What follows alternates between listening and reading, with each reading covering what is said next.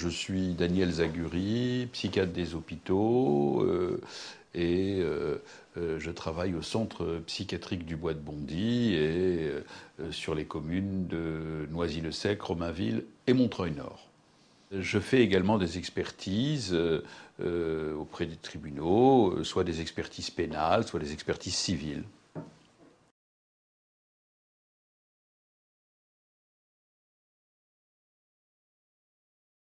Dès qu'on parle de maladie mentale, d'aliénation, de folie, on se heurte à des paradoxes, on se heurte à des difficultés, et il n'y a rien de plus complexe à saisir que l'ensemble du champ de la psychiatrie et de ses rapports avec la société.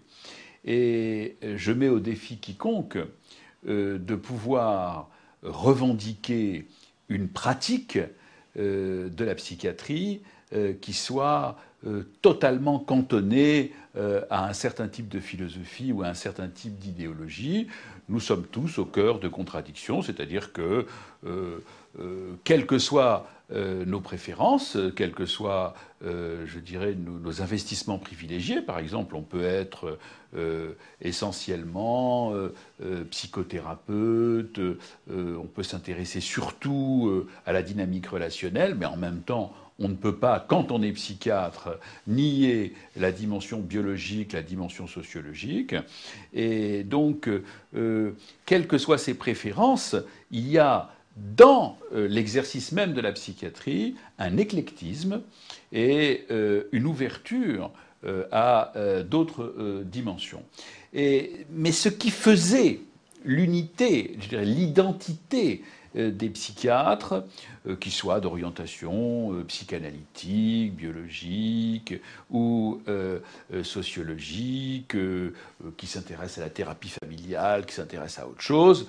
Ce qui faisait cette unité, c'était une sorte de noyau commun, souvent lié à des maîtres qui étaient les mêmes, comme des grands noms de la psychiatrie, comme Henriet ou comme Georges Daumaison. Ce socle commun, c'était une culture clinique qui leur permettait de communiquer entre eux et qui leur permettait d'être bien certains de faire le même métier. Je crois que c'est quelque chose à ce niveau-là qui a explosé.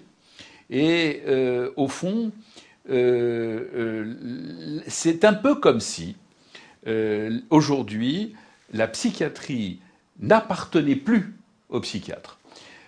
Ce qui faisait notre unité, c'est-à-dire un savoir commun, une expérience commune, une culture commune autour de la clinique et de ses limites, aujourd'hui a complètement éclaté. Et on peut même se demander si la psychiatrie n'appartient pas aujourd'hui aux laboratoires pharmaceutiques, aux politiques, aux économistes de la santé, aux magistrats, aux journalistes, aux groupes de pression, j'en passe et des meilleurs, et je pourrais comme ça multiplier les exemples. Au fond, ce qui manque aujourd'hui à la psychiatrie, c'est la possibilité qu'avaient les aliénistes de dire non, ça c'est notre champ, ça c'est nos limites, et au-delà de ces limites, nous ne voulons pas aller. C'est-à-dire je crois qu'on est à l'ère des confusions. On va en donner quelques exemples, si vous voulez. Le premier exemple, c'est la confusion du champ des maladies mentales et du champ des troubles de la personnalité. On a basculé dans un paradigme, un modèle exemplaire qui n'est plus celui qui régissait notre métier antérieurement, qui est celui de la santé mentale. Et en étendant son champ, la psychiatrie risque d'être comme la grenouille de la fable qui, à force d'enfler, finit par exploser.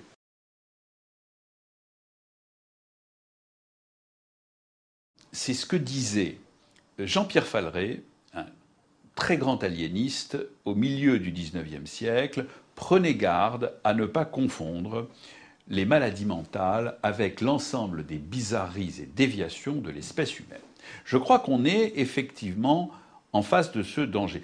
Il faut continuer de distinguer ces champs, de les différencier, parce que si on mélange tout, ça voudra dire que la psychiatrie est partout, quelque part elle sera nulle part, à la fois, si vous voulez, on n'a plus les moyens de soigner les malades mentaux, et en même temps, on invoque la psychiatrie et on sollicite le psychiatre pour toute une série de problèmes sociaux, avec évidemment ce risque et cet intérêt, je dirais, pour les politiques, de masquer l'exclusion, la misère, la souffrance sociale, le chômage, et toute une série de souffrances, de les masquer en les attribuant à la maladie mentale.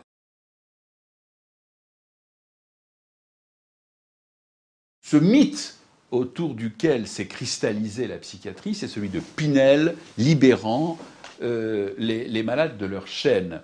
Et d'une certaine manière, c'est ce symbole qui aujourd'hui est en crise, puisque quelles que soient les nécessités du moment, parfois il faut enfermer des sujets pour le temps qu'ils aillent mieux, parfois il faut leur donner des traitements qui sont très lourds, parfois même, exceptionnellement, il faut les attacher pour les protéger contre eux-mêmes, mais tous les psychiatres, je pense, s'unissent autour d'une représentation qui est la représentation de permettre à tous de retrouver leurs relations sociales, de retrouver leur place dans la société, de retrouver des liens avec les autres, et au fond, de les libérer de leur chaîne psychique pour leur permettre d'avoir la vie la plus proche possible d'une vie sociale,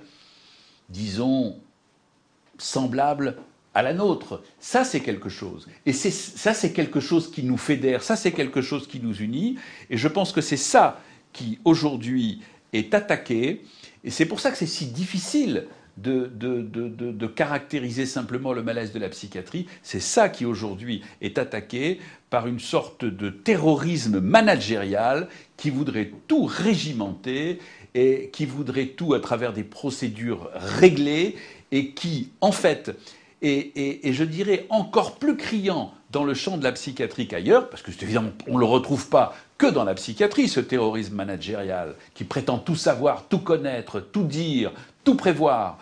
On ne le trouve pas que dans la psychiatrie, mais c'est dans la psychiatrie que probablement il est le plus insupportable, parce que ça touche à l'essence même de l'humain, et de l'humain en grande souffrance.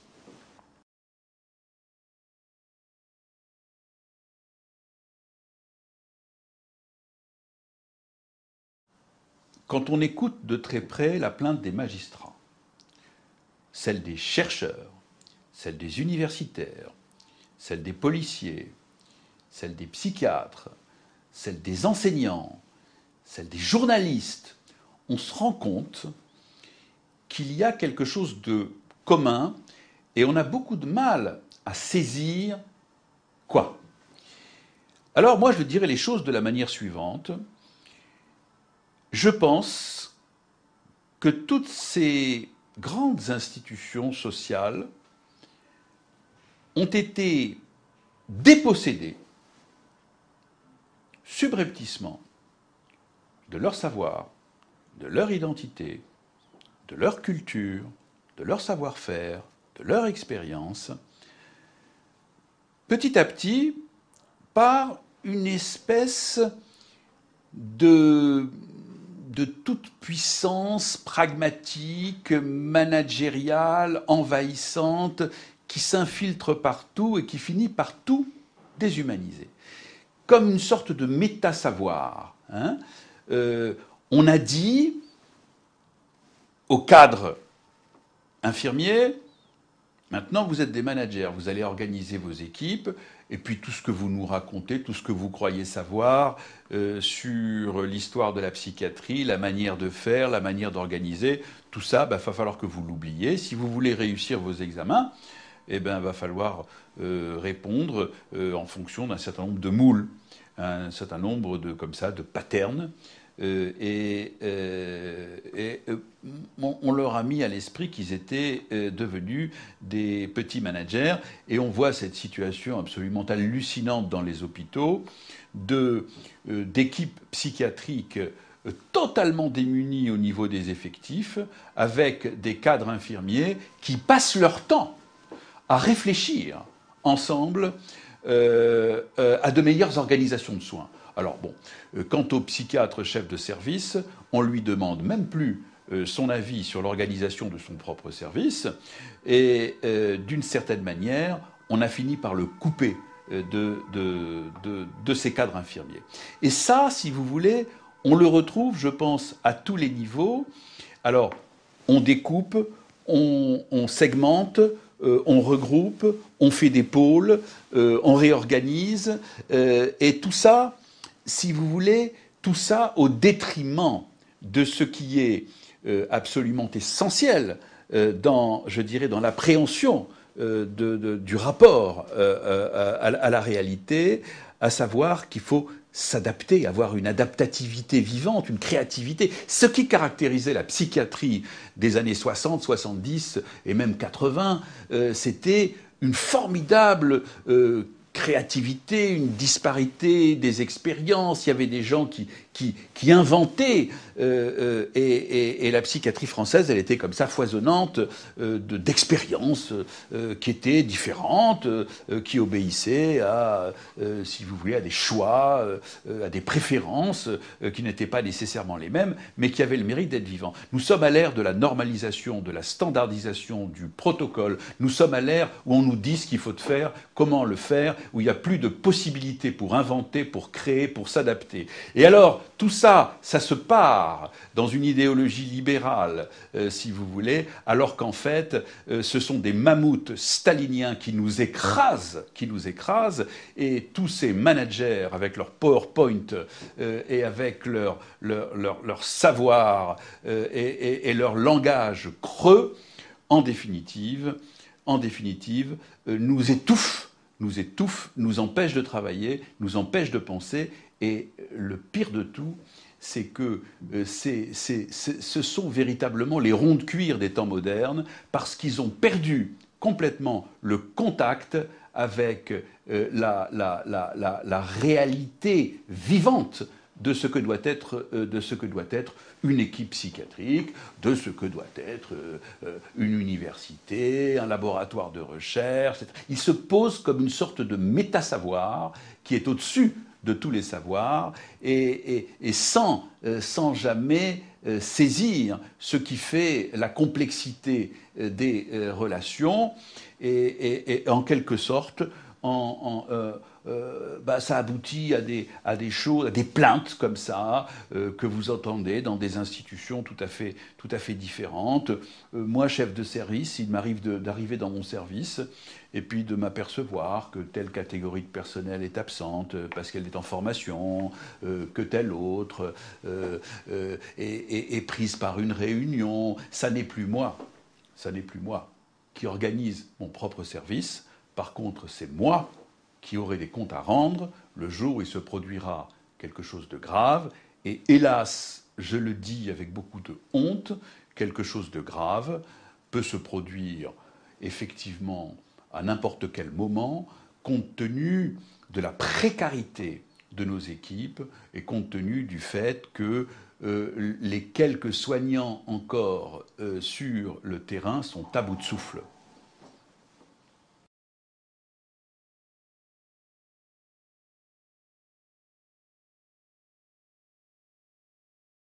Il y a effectivement une sorte de mouvement très étonnant où on interpelle la psychiatrie sur tout et n'importe quoi, dans des champs qui ne sont pas les siens, ou avec des exigences de certitude qu'elle est incapable de donner, et qu'elle sera toujours incapable de donner.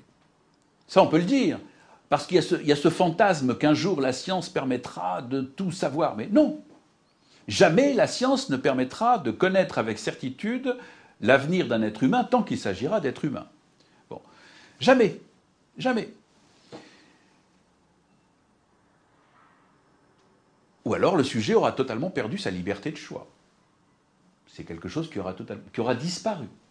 Donc on est là dans des schémas totalitaires, scientistes, dont tout le monde sait qu'ils sont absolument absurdes, mais pour lesquels il y a une commande politique forte.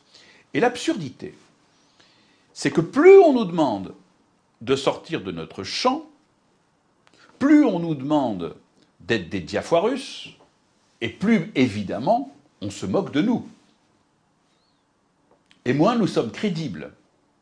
Ce qui ne veut pas dire du tout que nous devions nous replier dans un champ fermé, retourner à nos asiles avec nos malades les plus lourds et abandonner le reste. Ça veut dire que nous devons être capables de penser de façon différenciée ce qui appartient exclusivement à notre champ, ce sur quoi nous pouvons effectivement donner notre avis à la société et ce qui ne nous concerne pas. Et il faudrait que nous soyons capables de communiquer à un certain niveau de complexité en expliquant la différence qu'il peut y avoir entre le soin sans consentement d'un schizophrène, l'aide au réaménagement des défenses qu'on propose aux délinquants sexuels à la condition que la justice soit derrière lui, et je dirais, d'autres types d'interventions pour des sujets en souffrance, mais qui ne sont pas pour autant des malades mentaux. On ne peut pas caricaturer la psychiatrie. La psychiatrie est irréductible à des idées simples. Par contre, elle doit rester regroupée autour d'identités fortes et autour de symboles forts. C'est pour ça que le discours du président de la République a autant atteint les psychiatres, les a autant bouleversés, les a autant scandalisés. Parce que ce discours, au fond, marquait un changement radical d'orientation. C'est fini, les enfants, vos histoires des malades dans la cité. Maintenant, vous allez mettre des murs dans vos hôpitaux avec des chambres d'isolement, avec un certain nombre, avec alors cette absurdité qui a été le bracelet électronique pour les malades mentaux délirants, ce qui est évidemment totalement contre-indiqué. Alors le problème, c'est que nous sommes dans un moment de crise, d'inquiétude, de pauvreté qui inquiète.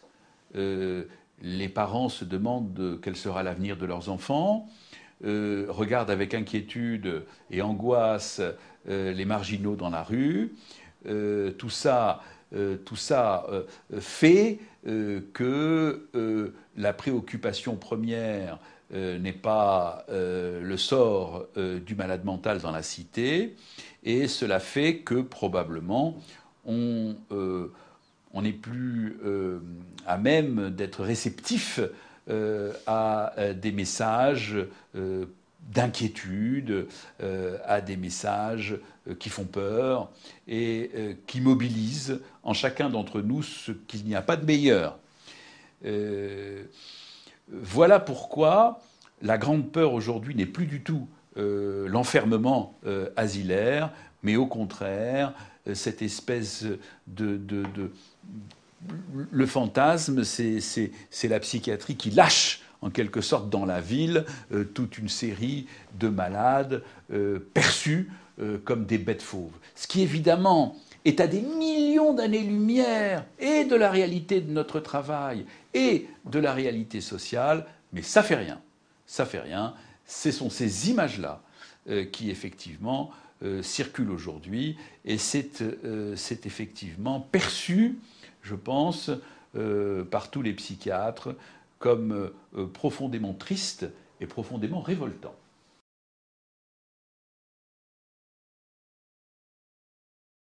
Dans l'ambition psychiatrique, et la France, je pense, en a été particulièrement porteuse, il y a des utopies.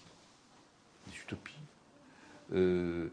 Soigner les hommes au plus proche de leur lieu d'habitation, au plus proche de leur vie sociale, les réhabiliter, les soutenir dans leur quotidienneté lorsqu'ils n'ont plus la possibilité de travailler, les aider à maintenir des liens familiaux quand ceux-ci sont menacés par la maladie. Tout ça va dans le sens, je dirais, d'une croyance en l'homme et dans le maintien d'un certain nombre d'illusions. Nous ne sommes plus à l'ère des illusions.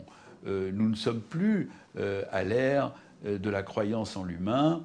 Nous sommes à l'époque de la standardisation, de l'uniformisation, de la protocolisation managériale. Et à ça viennent s'agréger un certain nombre de savoirs qui, en tant que tels, sont parfaitement estimables, mais qui, lorsqu'ils sont instrumentalisés ou se laissent instrumentaliser dans des visées de normalisation, sont extrêmement dangereux. Vous pensez à quoi ? Que je ne suis pas choqué en tant que citoyen que l'on estime qu'un certain nombre de sujets qui ont fait leur preuve de leur extrême dangerosité, qui ont fait leur preuve de leur refus de changer, je ne suis pas choqué que la société prenne des mesures de sûreté les mettant à l'abri de nouveaux actes. Là où je suis choqué, c'est que tout d'un coup, ces délinquants, ces criminels se muent en malades, qu'ils ne sont pas, et que tout d'un coup, on demande à la psychiatrie de les diagnostiquer, d'établir des pronostics, de les soigner et de prendre la responsabilité d'une éventuelle récidive. Et c'est en cela que j'ai dit qu'il n'était pas question de nous confier à nous la clé des oubliettes et qu'il n'était pas question de faire de la psychiatrie la variable d'ajustement de la perpétuité réelle. La différence entre le long temps de prison et la mort, ça s'appellera désormais la psychiatrie. Simplement, ma position, c'est de dire non, ça n'est pas à nous de nous voir confier la clé des oubliettes. Car bien entendu, il s'agira d'oubliettes parce que personne, individuellement, évidemment, et même collectivement, ne prendra la responsabilité de se voir imputer la récidive criminelle de tels sujets.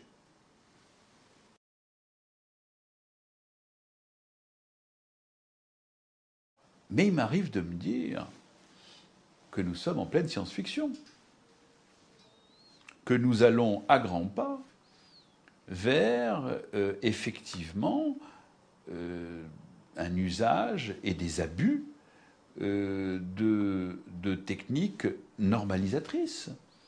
Et je crois qu'il est extrêmement important que nous sachions le reconnaître et le dénoncer à temps.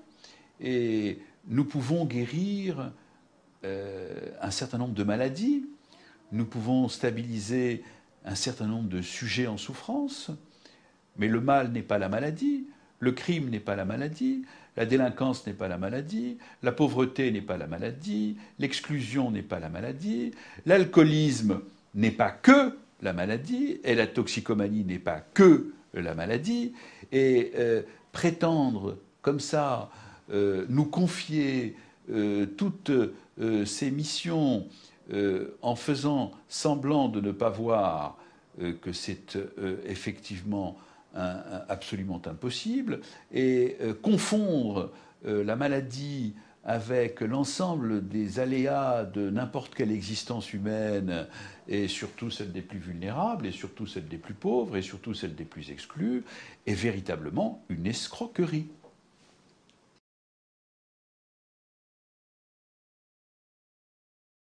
Racamier, qui était un grand psychanalyste, disait « Le meilleur de la psychiatrie a toujours consisté dans la capacité d'avoir plusieurs registres, un regard en plusieurs registres et une écoute en plusieurs dimensions. » Et je crois que c'est très bien que nous n'ayons pas tous la même orientation et que nous n'ayons pas tous les mêmes utopies. Néanmoins, quelque chose devrait continuer de nous unir autour du respect de la personne humaine, de la visée humaniste, et autour, je dirais, d'une ouverture maintenue à l'écart qui peut exister entre des visées totalisantes et la complexité des situations humaines. Et je ne crois pas que les psychiatres se plieront de manière servile à ces instrumentalisations. Les psychiatres, je crois, sont du côté du sujet, du côté de l'humain, et je ne vois vraiment pas une catégorie professionnelle aussi prestigieuse historiquement se laisser instrumentaliser sans combat, sans révolte, sans résistance. Franchement, je ne le pense pas. Pourtant, le risque est là. Je crois qu'il y a un message très fort à entendre aujourd'hui par les politiques. Ça n'est pas un hasard si les chercheurs, les universitaires, les médecins, les psychiatres, les policiers, les magistrats, les journalistes, j'en passe et j'en oublie, protestent de façon vigoureuse contre quelque chose qui serait l'oubli de symboles, de valeurs, d'identité, d'expérience et de culture non marchandisables, non réductibles à des plans managériaux. Il y a là quelque chose qui me semble absolument fondamental à entendre, et c'est tout l'enjeu de ce qui est en train de se passer en ce moment sous nos yeux.